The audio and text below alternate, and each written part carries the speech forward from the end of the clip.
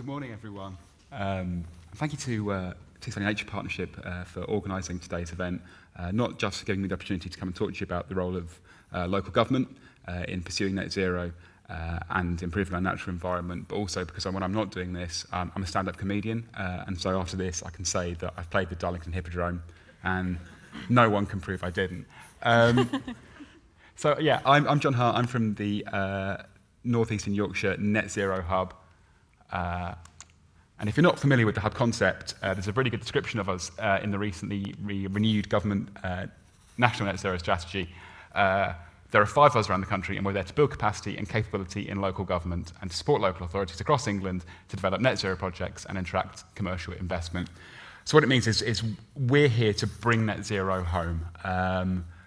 Around 2018, the government recognised that local authorities had major ambitions in the net zero arena, but they didn't always have the capability or capacity to deliver them. And so the net zero hubs were invented around the country to fill that gap.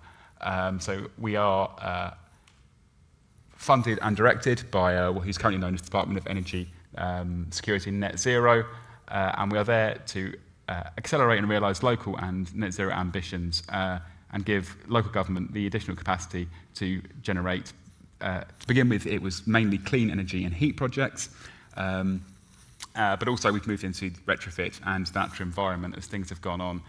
We're also a genuine hub. We are a forum for, as it says up there, understanding local energy and net zero activity. What that means in practice is we are a direct line between government and communities. So we're there to articulate people's needs, things which are slowing or stopping net zero on a local level, straight to the heart of government. And from government's perspective, we're there to explain all the fantastic things which are happening out in the community. And those are many things. We're currently involved in about 104 projects around the North Eastern Yorkshire, which are ranging from using former mining infrastructure to generate geothermal heat, right away to, in Middlesbrough, putting solar panels on the roofs of car parks, which makes them self-sufficient in their energy needs, but also saves about £20,000 a year per car park in electricity fees.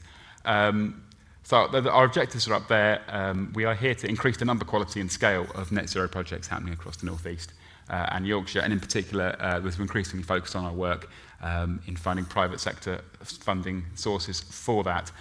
You probably won't be able to see up there, but you'll see in the bottom right bottom corner of our strategic priorities, Tier 1 strategic priority themes, things we're directly involved in, is natural carbon sequestration. And I'm going to hand over now to Clare, who is one of our collaborative partners from the Tees Valley Combined Authority, who's going to say what a hub-backed natural carbon sequestration project looks like in practice in Tees Valley. Thanks, John. Thank you. Hello. So, as you know, net zero is a very complex area and not as complex as nature itself.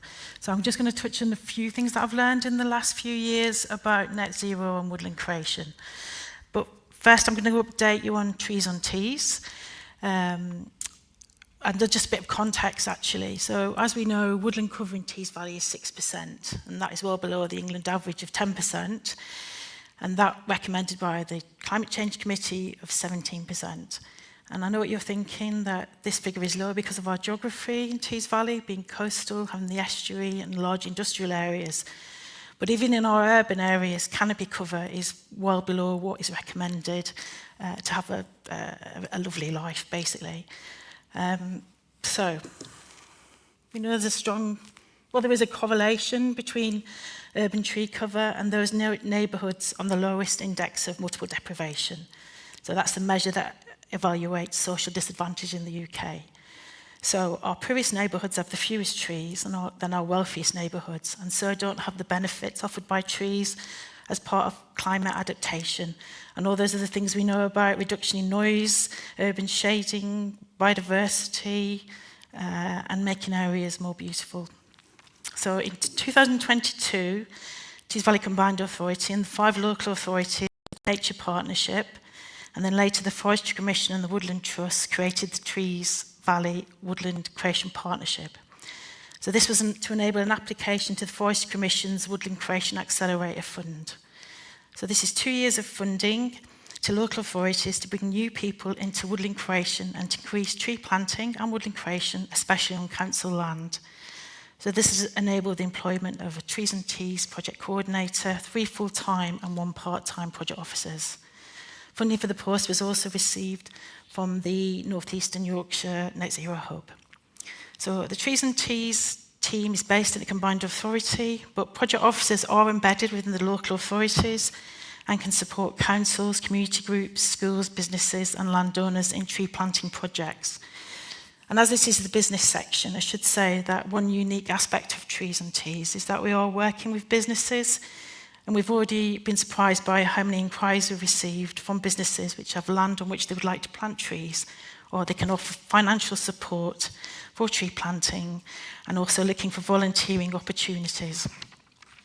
So if you require any volunteers or funding, then please do come to speak to our team that are in the Hippo Lounge. We would also like to record any tree planting carried out since the launch of Trees and Teas on the 9th of March this year. So we'd be very grateful if you could share your statistics with us, and we will credit you, of course. And so thank you to Climate Action Middlesbrough for giving information on the trees they planted this year. So, as we know, I should also mention there's a sign up on a web page as well if you look for Trees on Teas. So, as we know, land is both a source and a sink of greenhouse gases. And I understand that the Natural England Natural Capital Assessment showed that in Tees Valley, the land was actually emitting slightly more greenhouse gases than it was sequestering. And we know that habitats store carbon, and we know that peatland is the champion of stored carbon. But unfortunately, as peatlands are degrading, they're releasing about 4% of UK emissions. It's equivalent of several coal-fired power stations. So conserving peatlands is very important, and this is principal climate action mitigation.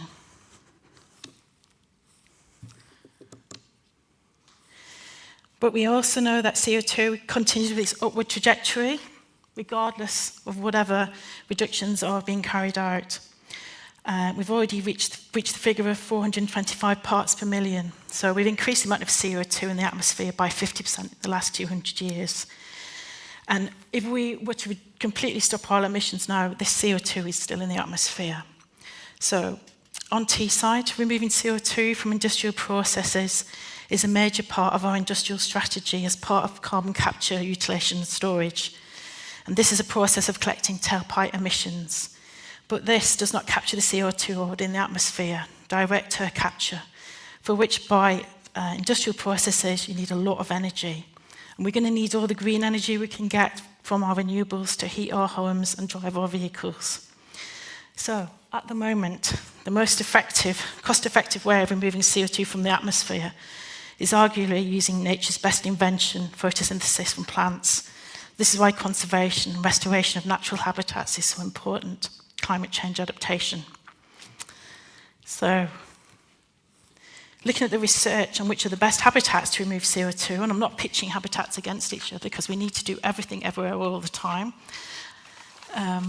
Of course, the most effective habitats, and I think you'll know where I'm going to be going with this, based on Natural England summary of research, is our woodlands. This is looking at the amount of CO2 removed per area per year.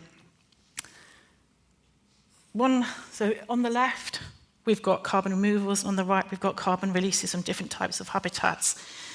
Just one interesting, perhaps controversial point to make about this. In terms of maximum removals of CO2, we find that broadleaves are just as effective at the maximum as conifers.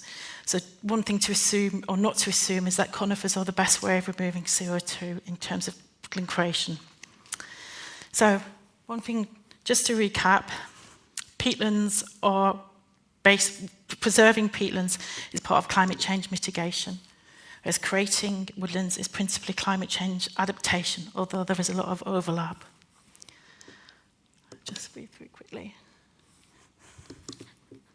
So this is the crux of what net zero is.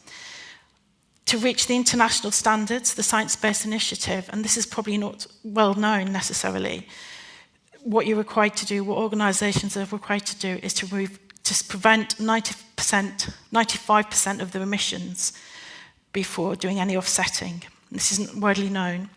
So net zero does grow on trees, but it is only that last 5%. This is different from carbon neutrality. So with carbon neutrality, you can offset all of your emissions. And in some ways, carbon neutrality might be better for conservation organisations in that it's 100% of emissions. It's just something to consider. Just one thing I want to say in champion of our urban trees. One assumption that has been made is that as trees age and get larger, that their amount of carbon sequestration is reduced. And there's some research by Stevenson, an American forestry scientist, which was reported in Nature in 2014, where 700,000 individual trees, forests, outside of forests of many different ages, of 450 species from across the world. And what he found that rather than the rate of sequestration reducing, it actually improved with the age and the size of the tree. So this is not surprising when we consider that older trees have got a lot more leaves and carry out more photosynthesis. So I just want to finish on that point to demonstrate the importance of trees outside of woodlands, including urban and street trees, and that their importance in terms of carbon sequestration has often been overlooked, as well as other benefits to society.